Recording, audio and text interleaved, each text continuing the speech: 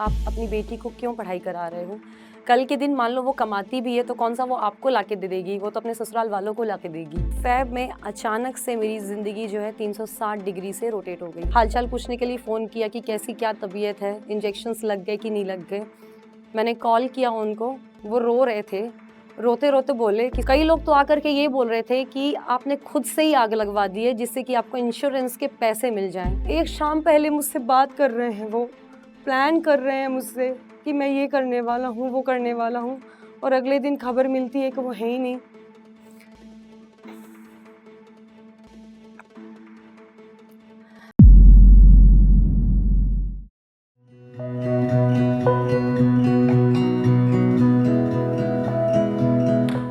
तो आज मैं अपनी लाइफ जर्नी शेयर करने आई हूँ। मेरा नाम है सोनल और आप मुझे सोनल्स व्लॉग्स या मामा बच्चा यूट्यूब चैनल के नाम से जानते होंगे। मैं मध्य प्रदेश के बहुत ही छोटे कस्बे चंदिया से हूँ, जहाँ पर मुश्किल से 10-12 हज़ार की पॉपुलेशन थी। लेकिन मैं पढ़ाई में थोड़ा अच्छी थी, तो मेरे पापा को था कि वो मुझे आगे पढ़ाएँ। तो केवल 12 साल की उम्र में उन्होंने मुझे बाहर भेज दिया, मेरे बुआ फूफा जी के यहाँ रहने के लिए और वहाँ पढ़ाई करने के लिए। हम लोग की आर्थिक स्थिति बहुत अच्छी नहीं थी, मतलब पापा ने जब से होश सँभाला तब से ही उनके कंधों पे मतलब कि पूरा ज़िम्मेदारी आ गई थी परिवार की। भाई-बहनों को पढ़ाना, सब कुछ उनको ही करना था। तो बहुत ही छोटी जगह से एक जब 12 साल की लड़की बाहर निकलती है, तो ये अपने आप में ही बहुत बड़ा मतलब ये अपने आप में ही आम बात नहीं थी। पापा को कई लोग आते थे, बोलते थे कि आप बेटी को क्यों पढ़ा रहे हो? अल्टीमेटली आपको शादी करनी है, उसमें भी आपको दहेज देना उसमें भी आपको पैसा लगाना पड़ेगा। जब आप एक छोटे जगह से एक बड़े शहर पे जाते हो, वहाँ पर आपको बहुत सारे चैलेंजेस आते हैं। लेकिन स्टिल मेरी बुआ फूफा जी ने और उनके बच्चों ने काफ़ी हेल्प करी और मैं आगे बढ़ती रही। मैंने स्कूलिंग के लिए इंदौर गई, फिर ग्रेजुएशन किया, पोस्ट ग्रेजुएशन किया। जब मुझे पोस्ट ग्रेजुएशन के लिए एडमिशन लेना था, तो पापा के पास कई लोग आते थे और बोलते थे कि आप अपनी बेटी को क्यों पढ़ाई करा रहे हो? कल के दिन मान लो वो कमाती भी है तो कौन-सा वो आपको लाके दे देगी, वो तो अपने ससुराल वालों को लाके देगी। लेकिन मुझे एक लाइन पापा की आज भी याद है, उन्होंने बोला था कि अगर तुम पढ़ना चाहती हो तो पढ़ो, लेकिन कल के दिन मुझे जाकर ये ग्लानि नहीं होनी चाहिए कि मैं कैसा बाप था जो कि मैं अपनी बेटी को पढ़ा नहीं सकता था। उन्होंने मुझे पढ़ाया, मैंने एमसीए किया। बैक टू बैक मुझे रिजेक्शंस मिल रहे थे, किसी भी कंपनी में सिलेक्शन नहीं हो रहा था। नेक्स्ट डे मैं इंटरव्यू में अपीयर हुई और 1, 2, 3 नहीं पूरे-पूरे 6 के 6 राउंड्स मैंने क्लियर किए और मुझे तुरंत ही ऑफर लेटर मिल गया। लाइफ बहुत अच्छी चल रही थी। थोड़े दिन बाद पापा लड़का देखने लग गए थे शादी के लिए। 3 साल बाद मेरी शादी हुई। लकीली मुझे मेरे हस्बैंड और मेरी फैमिली मुझे बहुत अच्छी मिली। मेरे हस्बैंड 3 भाई हैं, बहनें नहीं हैं, तो मुझे ससुराल में एक जो लड़की को प्यार मिलता है, वही प्यार मिला मुझे भी। इंदौर में हमारी लाइफ बहुत अच्छी चल रही थी। हमने धीरे-धीरे घर ले लिया था, गाड़ी ले ली थी, मैं प्रेग्नेंट भी हो गई थी। जब मेरी बेटी 6 महीने की हुई, तो जब बेबी 6 महीने का होता है, तो हम उसको बेबी फूड्स देते हैं, सेमी सॉलिड स्टार्ट करते हैं। तो मैं उस टाइम पे यूट्यूब पे सर्च करने लगी बेबी फूड रेसिपीज़ के लिए, क्या देना चाहिए। मुझे यूट्यूब पे रेसिपीज़ तो बहुत मिलती थी, लेकिन कैसे देना चाहिए, किस तरीके से कितनी क्वांटिटी में देना चाहिए, बेबी के फर्स्ट फूड्स क्या-क्या होना चाहिए, ये सब नहीं मिलता था। तो जब मैं सर्व कर रही थी उस टाइम पे मुझे तब उस टाइम पे मेरे माइंड में आया कि मुझे एक यूट्यूब चैनल स्टार्ट करना चाहिए, मामा बच्चा। पेरेंटिंग रिलेटेड जहाँ पर मैं अपना अपना खुद का एक्सपीरियंस शेयर करूँगी कि मैं कैसे अपनी बेबी को देख रही हूँ और कैसे मैं अपनी बेबी को बेबी फूड दे रही हूँ। अब फ़ैब आया, फ़ैब में अचानक से मेरी ज़िंदगी जो है 360 डिग्री से रोटेट हो गई। मेरे फादर इन लॉ एकदम से हम लोगों को सबको छोड़कर चले गए। घर में मैं और मेरे हस्बैंड सबसे बड़े हैं। मेरे जो बड़े देवर हैं वो एमबीबीएस कंप्लीट कर चुके थे, एमडी में उनका सिलेक्शन हो चुका था और जो छोटे देवर थे वो मेरे साथ ही रहकर ग्रेजुएशन कर रहे थे। जो हमारी सिचुएशन थी हम तुरंत छोड़ कर के खजुराहो भागे। वो ज़िंदगी की ऐसी घड़ी थी कि वो हम आज भी याद करने से डरते हैं। उस टाइम पे हमें समझ में नहीं आ रहा था हम परिवार देखें कि जॉब देखें कि बिज़नेस देखें। दिमाग है तो दिमाग में बहुत सारे तर्क-वितर्क चल रहे थे। अब वो ऐसी घड़ी थी जिस टाइम पे हमें कुछ न कुछ डिसीज़न लेना था कि हम जॉब छोड़ें, कि हम घर आएँ, फैमिली को सँभालें। लेकिन हमने बहुत कुछ सोचा और हम लोग को ये लगा कि हम लोग को जॉब क्विट करना ही पड़ेगा क्योंकि हमारे पास कोई और ऑप्शन ही नहीं है। रीज़न ये है कि आज मम्मी और पापा ने खून-पसीना एक करके बिज़नेस को यहाँ तक लेकर के आए हैं। आप बिलीव नहीं करेंगे, मेरी जो सासू माँ हैं, उन्होंने अपने टाइम पे 1000-1500 समोसे बना करके बेचे हैं, तब जा कर के आज वो अपने लड़के को डॉक्टर बना पाई हैं और इंजीनियर बना पाई हैं और इस बिज़नेस को यहाँ तक लेकर आई हैं। सो आज हमारी भी ज़िम्मेदारी थी कि हम सेल्फ़िश ना हो करके थोड़ा मम्मी का हम ध्यान रखें। इसके बाद कोविड आया 2021 में, मेरे घर में सबको कोविड हो गया और मेरा 3rd मंथ चल रहा था, मैं उस टाइम पे प्रेग्नेंट थी और 2021 में मेरे हस्बैंड, मेरे मदर इन लॉ और मेरे जो छोटे देवर थे, उनको तीनों को कोविड हो गया। मेरे हस्बैंड हॉस्पिटलाइज़ थे पिछले 15 दिनों से और मेरी जो मदर इन लॉ हैं, वो भी 8 दिन से हॉस्पिटलाइज़ थी।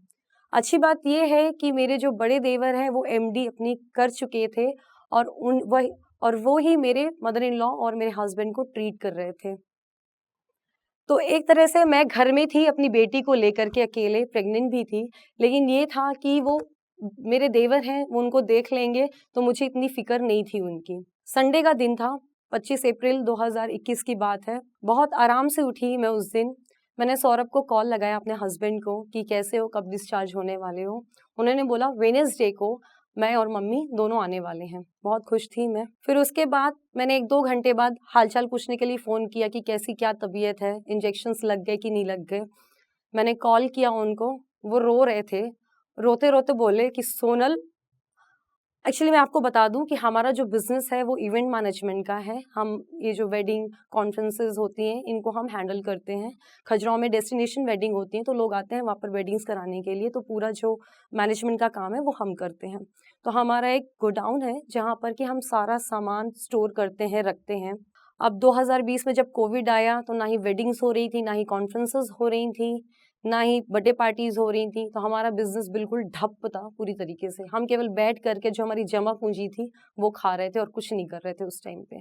वो रोते हुए बोल रहे थे कि सोनल, हमारा जो गोडाउन है उसमें आग लग गई है। ये दोपहर 12 बजे की बात है। मैं उस टाइम पे मेरे पैरों तले ज़मीन खिसक गई। मुझे कुछ समझ ही नहीं पड़ रहा था ये क्या बोल रहे हैं। मैं घर के बाहर गई, घर के बाहर से काला धुआं उठता हुआ दिख रहा था।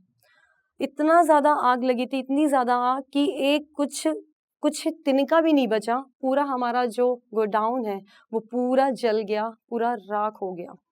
ये लोग रीवा में एडमिट थे। इन लोग को जैसे ही पता चला, ये लौट के आ रहे थे। टेंशन मुझे ये हो रही थी, जो गया सो गया, उसका तो हम कुछ कर ही नहीं सकते। लेकिन मेरे हस्बैंड, मेरी मदर इन लॉ आ रहे हैं, हॉस्पिटलाइज़ रहे हैं। कभी वो आग-वाग देख के कहीं कुछ गलत ना हो जाए, कि मन में था कि कहीं कुछ गलत ना हो जाए। बस जैसे-तैसे मैं भगवान से ये प्रेयर कर रही थी, भगवान आग लगी तो ठीक है, लेकिन प्लीज़ आप इन लोग को सहन शक्ति देना, इन लोग को हिम्मत देना कि वो ये सब देख सकें। पिछले 2 साल से हम कुछ कमा नहीं रहे थे और जो रहा-सहा था हमारा जमा, हमारा जो सब एसेट्स थे, वो सब जल के राख हो चुके थे। कई लोगों को लगता है कि हमें उसका इंश्योरेंस मिला है, हमें करोड़ों रुपए मिले हैं। कई लोग तो आकर के ये बोल रहे थे कि आपने खुद से ही आग लगवा दी है, जिससे कि आपको इंश्योरेंस के पैसे मिल जाएँ। लेकिन वो हम जानते हैं, उस टाइम पे, उस बुरे वक़्त पे मेरे मायके वालों ने, मेरी मम्मी जी के मायके वालों ने बहुत हेल्प करी कि हम अपने बिज़नेस को आगे बढ़ाएँ, वरना हम करेंगे क्या? जॉब छोड़ के बैठ चुके हैं, बिज़नेस हमारा जल चुका है। लेकिन हम लोगों ने अपने कॉन्फिडेंस लेवल को बिल्कुल कम नहीं होने दिया, क्योंकि इंसान के पास अगर 5 लाख है ना, अगर उनका मनोबल नहीं है, तो वो 5 लाख का कुछ भी नहीं कर पाएँगे, उल्टा 50,000 कर देंगे, 5,000 कर देंगे। लेकिन अगर इंसान के पास कॉन्फिडेंस है, मनोबल है, तो वो 5 लाख को 5 करोड़ भी कर सकते हैं। तो बस इसी के साथ हम लोग की सबसे अच्छी बात ये है कि हमारी फैमिली में बॉन्डिंग बहुत अच्छी है। हम कुछ भी करते हैं तो बैठ के डिसीज़न्स लेते हैं। तो बस उस टाइम पे मेरे बड़े देवर, मेरे छोटे देवर, मेरे हस्बैंड, मम्मी, मैं, हम लोग ने सबने बैठ कर के ये डिसीज़न लिया कि ठीक है, हेल्प कर रहे हैं हमारे मायके वाले, हम उनकी हेल्प लेते हैं। धीरे-धीरे बिज़नेस स्टार्ट करते हैं, वापस से स्टार्ट करते हैं और जहाँ से जो लिया उनको वापस देंगे। लेकिन बिज़नेस हम रोकेंगे नहीं इस टाइम पे आके, हमें बढ़ना ही है, क्योंकि अब हमारा बिज़नेस एक्सपेंड भी हो चुका है। हमें बिज़नेस को रोकना नहीं है, बढ़ते जाना है आगे। आज 2 साल हो गए हैं, हम भगवान माता रानी की कृपा से हमारा बिज़नेस बढ़ चुका है, एक्सपैंड हो गया है। पहले हम खजुराहो तक का काम करते थे, लेकिन अब हम ओरछा, पन्ना सब जगह जो आस-पास के हैं, हर एक जगह का हम वेडिंग इवेंट्स ऑर्गेनाइज़ करते हैं। फिर उसके बाद 2021 का दिन 2021 निकला, 2022 मतलब मैंने हर साल ज़िंदगी में हर साल कुछ ना कुछ मेरे ऐसी चीज़ें आई हैं सामने कि समझ ही नहीं पड़ता है कि करूँ क्या मैं। 2022 फरवरी में मेरे जो पापा हैं मेरे जो पापा हैं वो मुझे छोड़ कर के चले गए और अचानक चले गए, पता ही नहीं चला।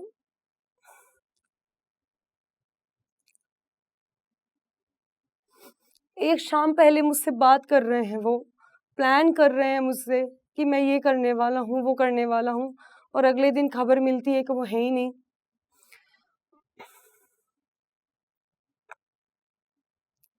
मतलब मेरे जो सलाहकार, मेरे सब कुछ, मेरा सपोर्ट सिस्टम मुझे छोड़ के जा चुका था। अभी तक तो मैं अपनी ससुराल वाली फैमिली को जैसे-तैसे सँभाल रही थी, अब सेम सिचुएशन आ गई मेरे मायके वाली फैमिली को। लेकिन मैंने अपनी ज़िंदगी में ये देखा है कि आपकी लाइफ़ पता नहीं आपको किस मोड़ पे आके खड़ा कर दे। लाइफ़ बिल्कुल अनप्रेडिक्टेबल है। आपको अपने लाइफ़ में कुछ ऐसे डिसीज़न्स जो भी डिसीज़न्स लें, आप सोच समझ के ही लें क्योंकि आपके एक डिसीज़न पे सब कुछ टिका होता है। तो आपको लाइफ़ में बहुत ऐसे डिसीज़न्स लेने पड़ते हैं जो कि आपके अकॉर्डिंग नहीं होते हैं, लेकिन हो सकता है वो आगे चल के आपको और अच्छा आपको और सही दिशा दें। जैसे कि मैंने अपनी जॉब छोड़ी थी, लेकिन मैंने कभी नहीं सोचा था कि मैं एक सक्सेसफुल यूट्यूबर बनूँगी। मैंने अपनी जॉब छोड़ दी, लेकिन आज मैं अपने बच्चों को भी देख रही हूँ, फैमिली भी देख रही हूँ, साथ में मैं अच्छा खासा अर्न भी कर रही हूँ। मतलब भगवान ने अगर एक दरवाज़ा बंद किया है, तो मेरे लिए दूसरा दरवाज़ा भी ओपन किया था। अगर शायद मैं उस टाइम पे सेल्फ़िश हो जाती कि नहीं, मैं मम्मी को नहीं देख रही हूँ, मुझे अपने परिवार को नहीं देखना है, मुझे तो बस मेरी फैमिली, अपने बच्चों को बस देखना है, तो ये शायद जो आज मैं जिस मुकाम पे खड़ी हूँ, यहाँ पर नहीं खड़ी होती। अभी अपनी लाइफ़ में मुझे बहुत कुछ करना है, बहुत आगे जाना है। मैं लास्ट में आप सबको यही मैसेज देना चाहूँगी कि आप अपनी लाइफ़ में बिल्कुल तैयार रहो। आपको नहीं पता कि आपकी लाइफ़ में कैसा मोड़ आने वाला है, कहाँ पर खड़ा कर दे आपकी लाइफ़। बस अपने डिसीज़न्स जो है ना, वो बहुत सोच समझ के लीजिएगा क्योंकि आपका एक डिसीज़न आपकी पूरी ज़िंदगी बदल सकता है।